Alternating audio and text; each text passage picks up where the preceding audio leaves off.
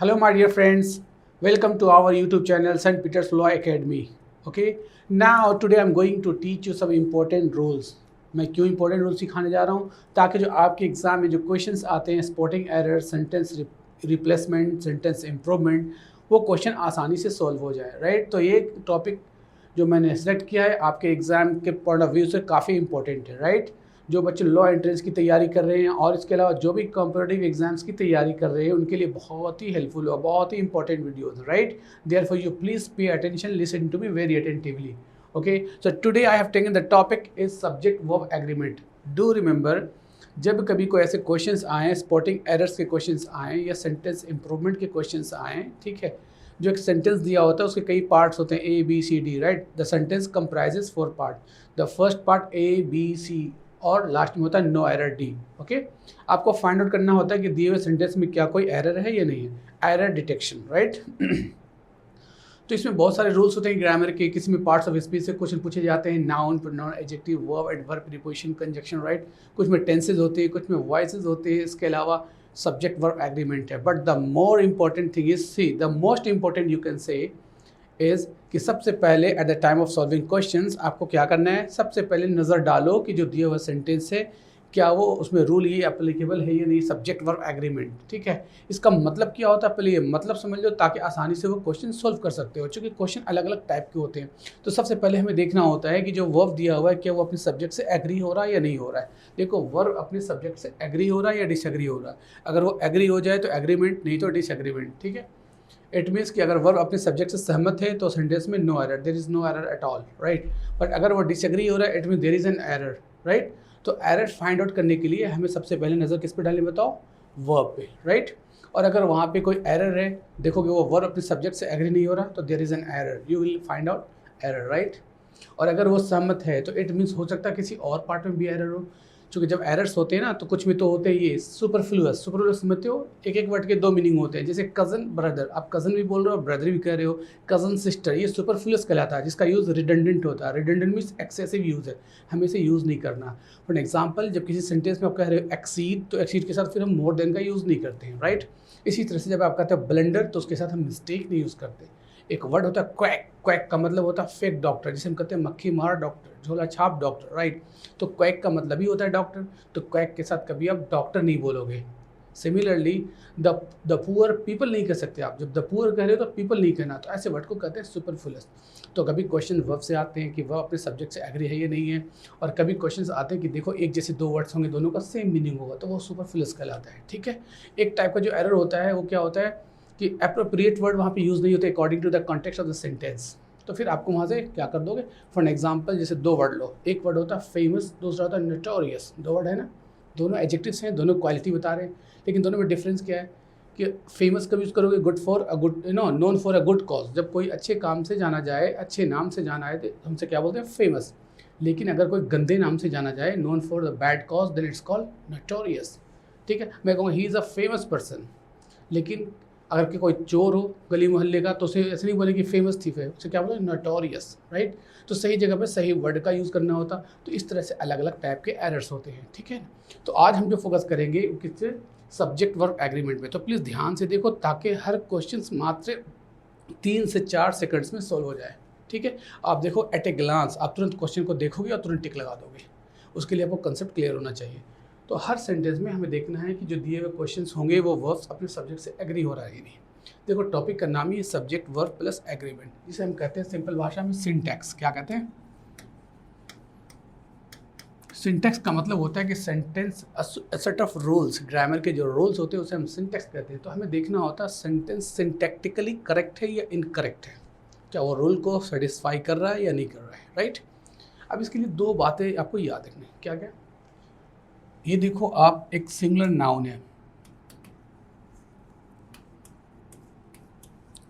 अगर हम singular noun लें तो डू रिमेंबर कि इसके साथ हमेशा हम कौन सी वर्ब लेंगे,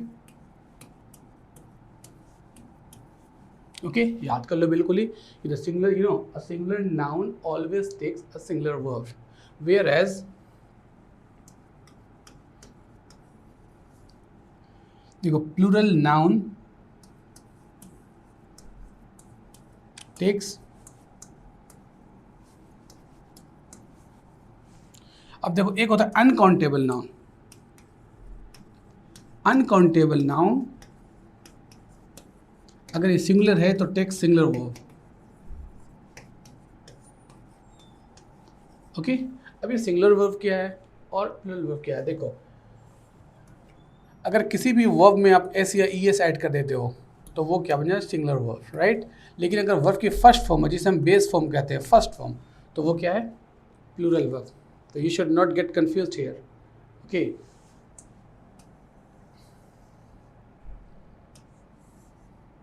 देखो अगर मैं एग्जांपल दूं सिंगुलर वर्ब, देखो गो क्या है, ये क्या है, प्लूरल वर्ब। लेकिन अगर किसी गो में क्या लगा देते हो आप, एस या ई एस, जैसे देखो यहाँ गोज, ये गोज क्या है, सिंगुलर वर्ब, राइट। इसी तरह से प्ले का बताओ, प्लेज, ठीक है। ईट का हो जाता है ईट्स। देखो किसी भी वर्ब में एस या ई एस लगा रहे हो तो वर्ब क्या है, it's called a singular verb, right. इसी तरह से गो, और देखो मैं यहाँ पे लिखूँ प्ले, तो ये क्या है, ये प्लूरल वर्ब से ईट एटसेट्रा। समझ गए। अब बच्चे कंफ्यूज क्यों कर जाते हैं, यू नो व्हाई, बिकॉज अगर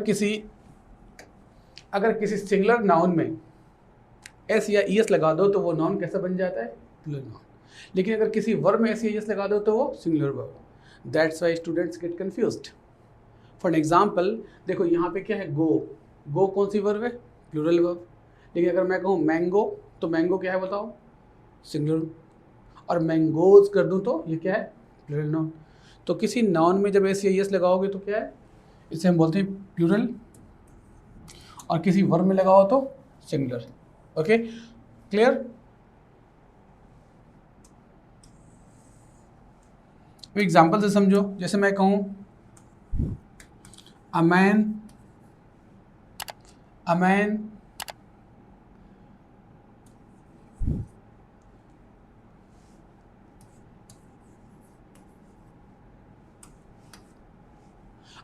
goes to market।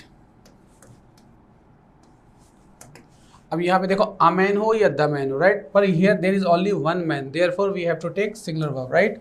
But if I say man, देखो मोर देन वन मैन, तो we will have to take go to market. समझ गए। इट मीन सिंगुलर नाउन हो तो आप वर्ब कौन सी ले रहे हो, गोज, और अगर ये क्या है, प्लूरल नाउन है तो क्या ले रहे हो, गो। क्लियर। ये बेसिक पॉइंट्स है जो ना समझने की वजह से बच्चे बार बार गलत करते हैं। ओके, इस तरह से देखो, अब आपको याद रखना है कि ही, शी, इट, और कोई भी सिंगुलर नेम हो, इन सभी के साथ आप सिंगुलर वर्ब लोगे। कौन सी verb, singular verb.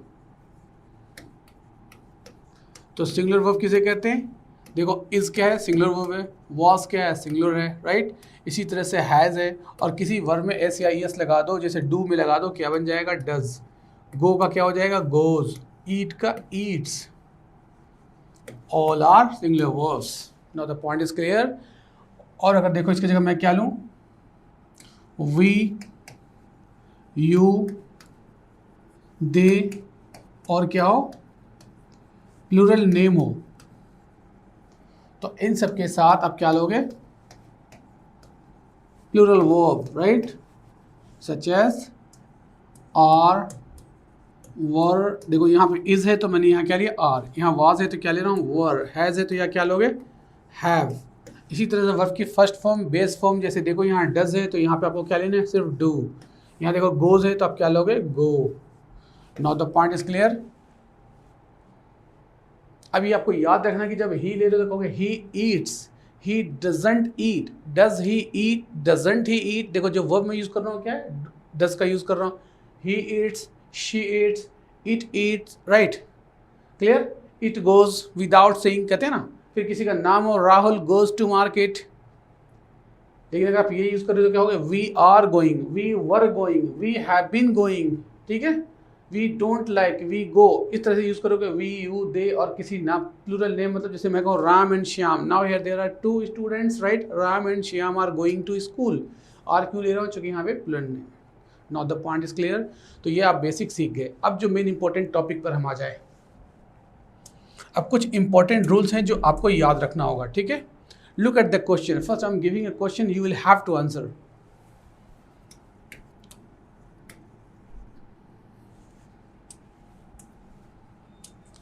The number of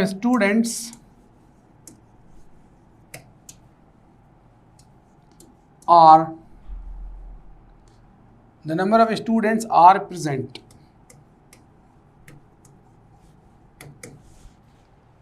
मैंने एक सिंपल सा एक सेंटेंस लिया, ठीक है, आप आसानी से आंसर दे सकते हो, पर डो रिमेंबर। आप बताओ यहाँ पे एरर क्या, पहले ये बताओ, फिर मैं आपको रूल सिखाऊंगा। अब यहाँ देखो मैंने क्या लिखा, the number of students are present. क्या इस सेंटेंस में कोई एरर है? जिन बच्चों को रूल पता होता वो पूरे सेंटेंस को पढ़ते भी नहीं, देखते भी नहीं है, ठीक है। It hardly takes 3 to 4 seconds to answer the question.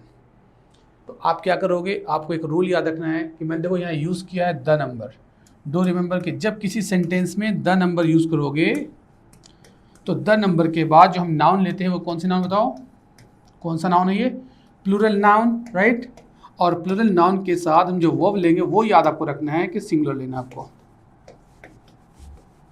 What does it mean?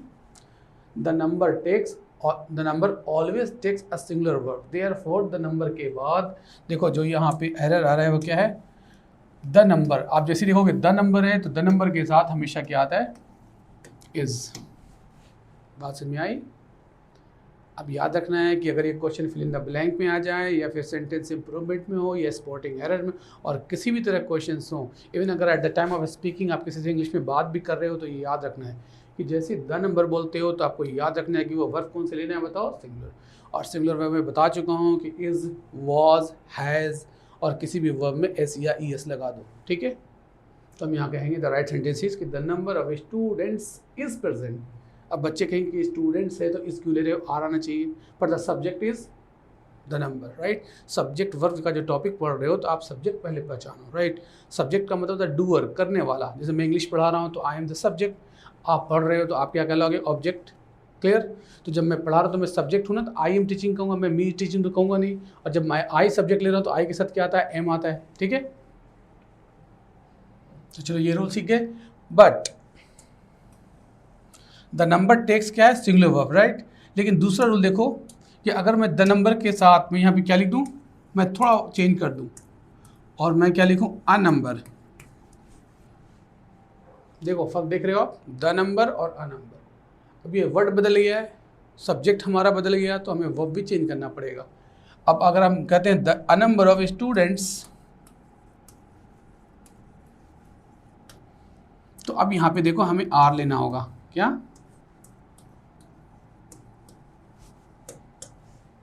What is the difference between the two sentences? The first sentence starts with the number, whereas the second one starts with a number, right? The first one takes a singular verb, whereas the second one takes a plural verb. Now the difference is quite clear. Got it? तो जैसी नज़र पड़ेगी आपकी the number पे, आपको याद आ जाएगा singular verb in, right. जैसी नंबर पे क्या है, अ नंबर, तो आप क्या लोगे, प्लूरल। और याद रखो कि अ नंबर के कुछ और मॉडिफाई किया सकते हैं, जैसे अ नंबर कुछ लोग बोलते हैं अ स्मॉल नंबर, कुछ बोलते हैं अ लार्ज नंबर, कुछ बोलते हैं अ ग्रेट नंबर। इन सब के बाद आपको एज इट इज़ लेना है ये, okay.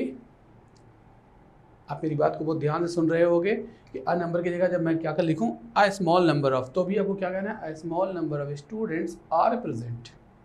Very similarly if you say a large number of students are present, a great number of students are present. Now the point is clear. तो आपको इतना ज़्यादा याद नहीं रखना है, okay, one you will be in a go no go situation. आप perplex situation में हो जाओगे, डिलेमा में पड़ जाओगे, क्या करना है, असमंजस में हो जाओगे, राइट। आप बस एक को याद कर लो कि द नंबर टेक्स सिंगुलर, बाकी जितने भी नंबर हैं सबके साथ क्या लेना है, now the point is clear. Clear? अब सवाल एक ये रहा, आप तो ये रूल सीख गए, पर इसका हिंदी में इसका अर्थ क्या समझते हो? द नंबर और अ नंबर कब यूज़ करोगे आप? रोल तो सीख गए कि द नंबर के साथ हम सिंगुलर वर्ब लेते हैं, अ नंबर के साथ प्लूरल लेते हैं, लेकिन कब किसको लेना है? तो याद रहे द यहाँ पे आर्टिकल जो है ये डेफिनेट आर्टिकल है, राइट, और अ जो है ये इनडेफिनिट है। तो जब वो नंबर डेफिनिट हो, पता हो हमें, तो हम क्या लेंगे, द नंबर। फॉर एग्जांपल इस क्लास में 50 बच्चे बैठे हों, राइट, तो हमें पता है 50 बच्चे यहाँ पे बैठे हैं, वो डेफिनेट नंबर है, तो क्या लोगे, द नंबर ऑफ स्टूडेंट्स। लेकिन उनकी संख्या बताना हो 1 से 50 बहुत सारे बच्चे बैठे हुए हैं, तो फिर क्या कहेंगे, a number of students.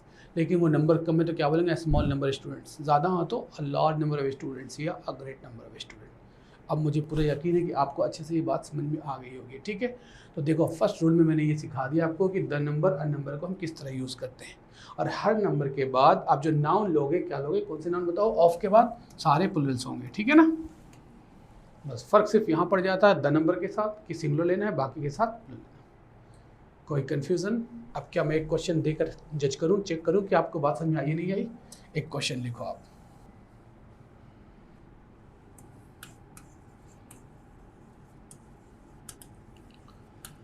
The meeting was postponed because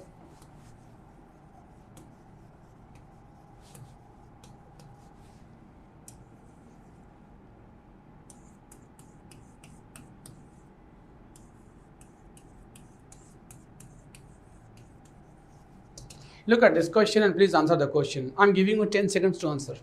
फिर मैं आपको बताऊंगा।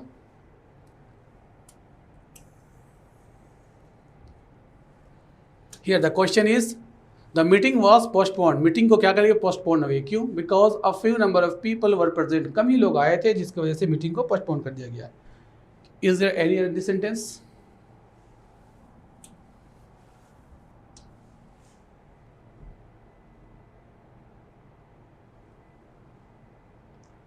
अब चलो मैं बताऊं। देखो यहाँ पे एक वर्ड क्या यूज हुआ, अ few number of people were present, right. आपने अभी भी नंबर पढ़ा है, नंबर, यहाँ पे क्या लिखा हुआ, अ फ्यू नंबर ऑफ पीपल। देखो मीटिंग क्या हुई, पोस्टपोन, क्यों? क्योंकि कम लोग आए। कम के लिए यहाँ पे हम फ्यू वर्ड यूज़ नहीं करेंगे। देखो एरर यहाँ पे, आप यहाँ पे क्या लिखोगे, यहाँ पे लिखो अ स्मॉल नंबर। अभी भी मैंने पढ़ाया है कि नंबर के साथ हम क्या लेते हैं, small number of, a great number of, a large number of, ठीक है। देखो here it is a small number of, a large number of, a great number of, और मैं यहाँ क्या कह रहा हूँ, अ फ्यू नंबर ऑफ, राइट। तो आप जब ये यूज़ करोगे, ठीक है ना, तो फ्यू के साथ नंबर नहीं यूज़ करना। देखो फ्यू एक अलग वर्ड होते हैं जो मैं आपको, अगर आप देखो मैं बता दूँ इसे। देखो एक वर्ड होता है फ्यू और दूसरा होता है अ फ्यू और तीसरा क्या होता है, द फ्यू। याद रहे ये एडजेक्टिव ऑफ क्वांटिटी है जिसे हम कहते हैं क्वांटिफायर, ये क्वांटिटी बताता है, राइट। तो फ्यू के साथ कभी नंबर नहीं ले सकते और नंबर के साथ कभी फ्यू नहीं ले सकते, राइट। जब नंबर की बात करोगे तो आप या तो कहोगे the number, a number, a small number, a great number, जो मैंने आपको पढ़ाया है, राइट।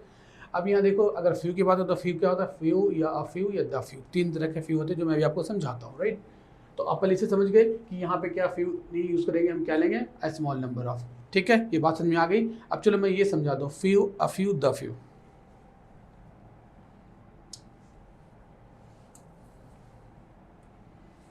सबसे पहले याद रखो कि ये तीनों जो है ना क्वांटिटी जो है, few, a few, the few, ये यूज़ करते हैं हम काउंटेबल नाउन के लिए। कौन से नाउन के लिए? Countable, the noun that can be counted.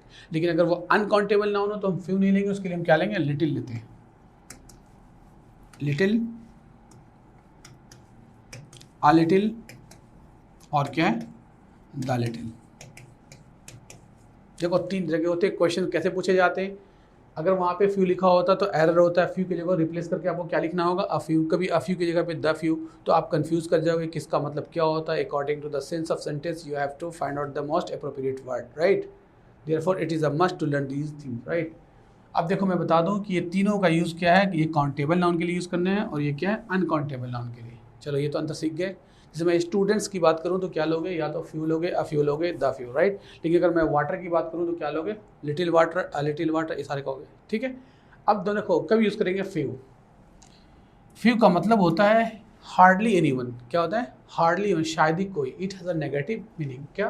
तो जब सेंटेंस का मीनिंग नेगेटिव आए तो क्या लोगे, फ्यू लोगे, ओके। तो जब सेंटेंस कैसा हो, नेगेटिव हो तो क्या लोगे, फ्यू। और अगर सेंटेंस पॉजिटिव हो तो क्या लोगे, अ फ्यू या द फ्यू, ठीक है। अ फ्यू और द फ्यू कब लेते हैं, जब वो सेंटेंस पॉजिटिव हो। एग्जाम्पल से मैं समझाता हूँ। जैसे मैं कहूँ नो वन वॉज प्रेजेंट, अगर मैं कहूँ the teacher enter the class and finally return back, no return home, क्या बोलोगे, the teacher return home because there were dash students in the classroom. देखो टीचर आए और क्लास से वो वापस चले गए, ठीक है। वाई? इट मीन्स क्लास में बच्चे नहीं थे। तो नहीं के लिए फिर क्या लोगे, फिर आप ऐसे बोलोगे the teacher return home because there were few students in the classroom. Few मैं क्यों यूज़ कर रहा हूँ, चूँकि टीचर आकर वापस चले गए, ठीक है। अब देखो दूसरा क्या है, अ फ्यू कब यूज़ करेंगे, जब ये पॉजिटिव होगा। अब मैं कहूँ the teacher took the class, teacher took the class, sentence देखो पॉजिटिव है, तो अब क्या लोगे, the teacher took the class because there were a few students, right, मतलब पॉजिटिव है, तो it has a positive meaning. Clear. और ऊपर वाला क्या था, नेगेटिव।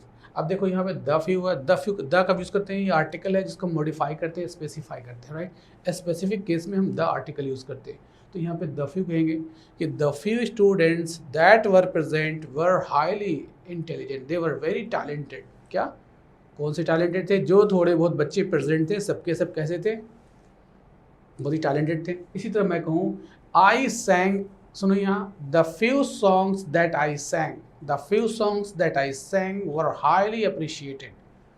मैंने ज़्यादा गाने नहीं गाए, 2-4 गाए, लेकिन वो सारे के सारे गाने क्या हैं बताओ, बात समझ में आ रही ना। तो क्या है, द फ्यू कब लोगे, द फ्यू का मतलब क्या होता है, इट मीन्स होता है नॉट मैनी, ज़्यादा नहीं, not many but all there is, all there is, ठीक है। ये मतलब होता है किसका, द फ्यू का, कि ज़्यादा नहीं हो लेकिन जो कुछ भी, बट ऑल देयर, सबको कंसीडर करना है। और इसका मतलब क्या होता है,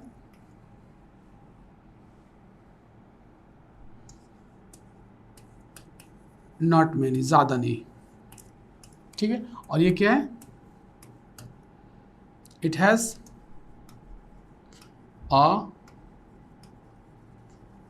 a negative meaning. The point is clear.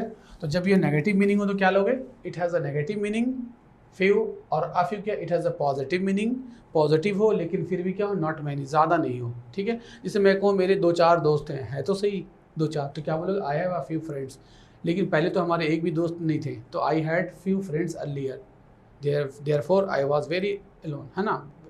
क्या, मैं बहुत ही अकेला था, तो क्या बोलोगे, क्योंकि हमारे कोई दोस्त ही नहीं थी, तो वहाँ पे लोगे आई हैड फ्यू फ्रेंड्स, लेकिन कुछ 2-4 दोस्त हैं, तो क्या बोलोगे, अ फ्यू फ्रेंड। क्लियर। इसी तरह से अगर हम बात करें लिटिल की, देखो little, uh little, the little, similarly अगर सेंटेंस क्या हो, नेगेटिव हो तो क्या लोगे, लिटिल, और अगर पॉजिटिव की बात करो तो फिर ये दोनों हो जाएगा, राइट। तो लिटिल मीन्स कहीं पे लिख लो, जॉट डाउन कि it has a negative sense, जब सेंटेंस का सेंस कैसा हो, नेगेटिव हो, तो क्या लोगे, लिटिल लोगे, राइट। लेकिन अगर वो पॉजिटिव हो तो आ लिटिल। और ये क्या है, not much but all there is, क्या मतलब होता, नॉट मच, ज़्यादा नहीं, not much but all there is, ज़्यादा नहीं बट जो कुछ है, ठीक है। इसका मतलब क्या होता है, इट हैज़ पॉजिटिव सेंस, जब सेंस हमारा क्या हो, पॉजिटिव हो, it has positive sense.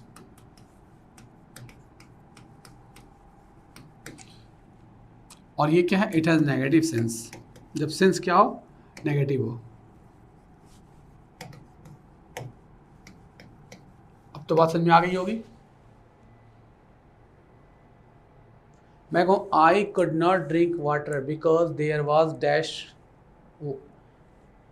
Water, बोलो, मैं पानी नहीं पी सका, क्यों नहीं पी सका, पानी कितना था बताओ वहाँ पे, तो देयर वॉज डैश वाटर, क्या बोलोगे, देयर वॉज लिटिल वाटर, क्या बोलोगे, देयर वॉज लिटिल वाटर, ठीक है। लेकिन मैं कहूँ बोतल में थोड़ा बहुत पानी है, तो क्या बोलोगे, there is a little water, a little means positive, a little means negative, right.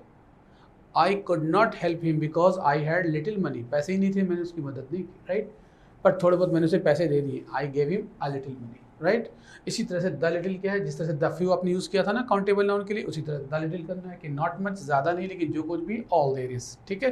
जैसे मैं कहूँ कि जो थोड़े बहुत पैसे थे मैं सब के सब उन्हें दे दिए, the little money that I had gave it, है ना, मैंने उसे क्या कर दिया, दे दिया उसे, gave him. Clear. The little time that I spend with him is still unforgettable, जो थोड़ा बहुत समय मैंने उसके साथ स्पेंड किया वो अब भी क्या है, अनफॉरगेटेबल है, जिसे हम भूल नहीं सकते, वो टाइम क्या था, बहुत थोड़ा बहुत, राइट, जिसे हम यूज़ करेंगे द लिटिल। तो चलो मैं टॉपिक पे आ जाऊँ। तो आपको अभी मैंने रूल सिखाया क्या, the number, a number, a small number और अ ग्रेट नंबर, ठीक है। अब एक दूसरा रूल सीखो आप,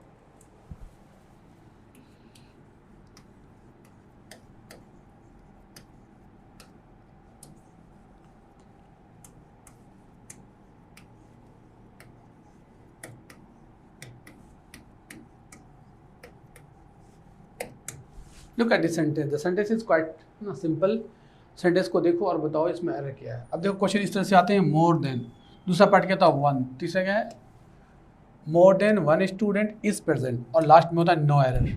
ठीक है, और आपसे कहा जाएगा इन सेंटेंस में बताओ एरर क्या है, क्या फर्स्ट पार्ट में एरर है या सेकंड वन में या थर्ड वन या no error. Just have a look, answer the question please.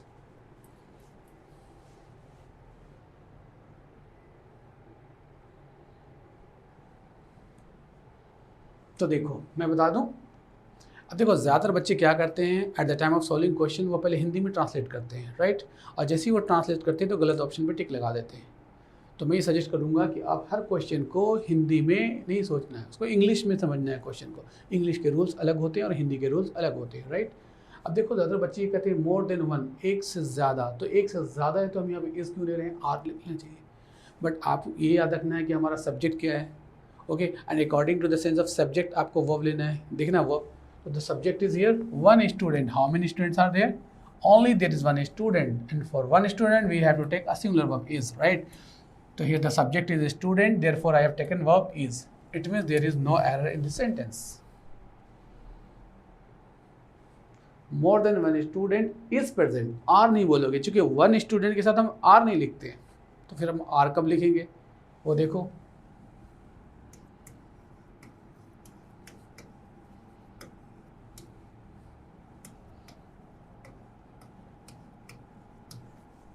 अब देखो मैंने यहाँ पे लिखा मोर देन टू स्टूडेंट्स, अब आपको इज नहीं कहना, अब क्या कहना है, are present. Okay, more than two students, देखो अब कितने स्टूडेंट्स हैं, मोर देन वन है मतलब टू है, तो टू के लिए क्या लेंगे आप, आर, राइट। टू की जगह पे आप थ्री भी लिख सकते हो, more than three students, more than four students, more than five students. तो आपको दिक्कत यहाँ पे नहीं होगी, राइट। प्रॉब्लम कहाँ होगी, वहाँ पे, क्योंकि आप उसे हिंदी में पढ़ोगे मोर देन वन, एक से ज़्यादा, और आप टिक किस पे लगा दोगे कि इज मैरिड है, राइट। अब याद क्या रखना है कि जब कभी किसी सेंटेंस में मोर देन आए, राइट, मोर देन वन हो तो you have to take a singular verb, और मोर देन वन के ज़्यादा हो मतलब टू हो, थ्री हो, four, five, six, seven, then you will have to take plural, right. Now the point is clear. तो आई मुझे उम्मीद है कि आप ये समझ गए होंगे जो भी इंपॉर्टेंट रूल पढ़ा है, ठीक है।